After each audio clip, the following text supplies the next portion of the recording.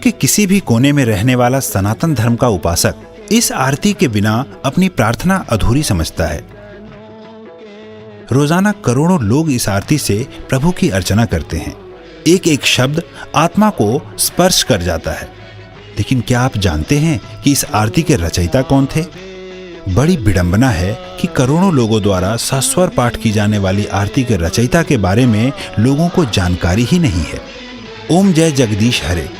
इस आरती के रचयिता का नाम है पंडित श्रद्धा राम फिल्लौरी, जो कि धर्म प्रचारक, लेखक, संगीतज्ञ, ज्योतिषी और समाज सुधारक थे। इस विश्व प्रसिद्ध आरती की रचना उन्होंने सन 1870 में की थी।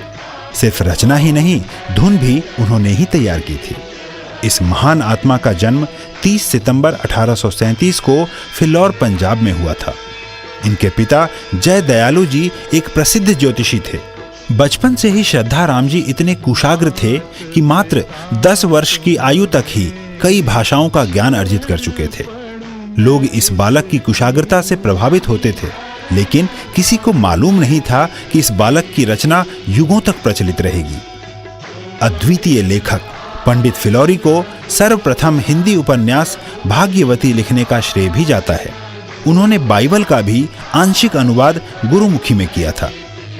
उन्होंने महाराजा रंजीत सिंह के शासनकाल पर आधारित पुस्तक सिक्खां दे राज दी विधियां का लेखन भी किया।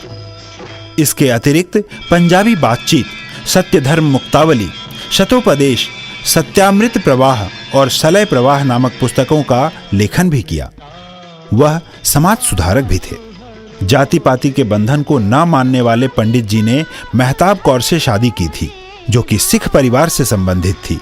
वह बाल विवाह, लड़के लड़की में भेदभाव, नवजात कन्याओं की हत्या जैसी कुरीतियों के विरोधी थे। उन्होंने स्त्रियों को समान अधिकार दिलवाने और उनके शिक्षा का समर्थन एवं प्रचार भी किया। पंडित श्रद्धाराम फिल्लौरी 1857 के प्रथम स्वतंत्रता संग्राम से प्रभावित होकर लोगों को एकत्रित करके देशभक्ति की गाथाएं सुनाते थे। अंततः ब्रिटिश सरकार ने उन्हें फिल्लौर से पलायन करने का हुक्म दिया। वह पहले अमृतसर और फिर लाहौर पलायन कर गए।